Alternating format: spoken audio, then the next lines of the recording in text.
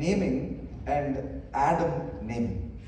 ఈ రెండింటికి ఉన్న వ్యత్యాసాన్ని మీకు జ్ఞాపకం చేస్తాను.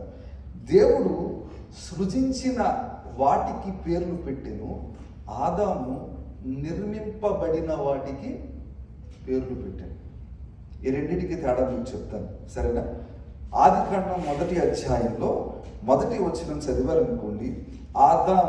దేవుడు ఆదియందు దేవుడు భూమి ఆకాశములను సృజించెను అనే మాట రాయబడింది కదా.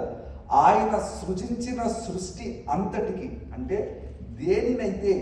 దేనినైతే మాట్లాడి సృజించారో, దేనినైతే మాట్లాడుట ద్వారా ఉద్భవించిందో దాన్ని సృష్టి లేదా ప్రభు సృజించెను. వాటన్నిటికీ ప్రభు పేర్లు పెట్టారు. కానీ భూమి నుండి నిర్మింపబడిన వాటన్నిటికీ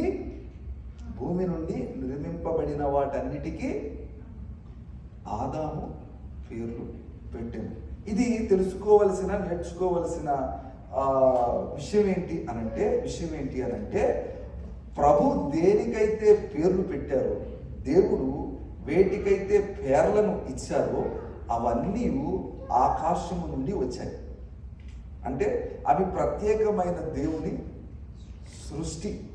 ఇలా మనం భావించి ఒకసారి యేసుక్రీస్తు వారి జీవితాన్ని పరిశీలన చేస్తే, యేసు అని పేరు ఎవరు పెట్టారు? తన తల్లిదండ్రులు పెట్టారా, లేదా దేవుడు ఆ పేరును ఇవ్వడం జరిగిందా అని ఆలోచిస్తే మనందరికీ తెలుసు, దేవదూత ఎవరిని సెలవిచ్చారు? అతనికి మీరు యేసు అను పేరు పెట్టవాలి. ఎవరికైతే దేవుడు పేరు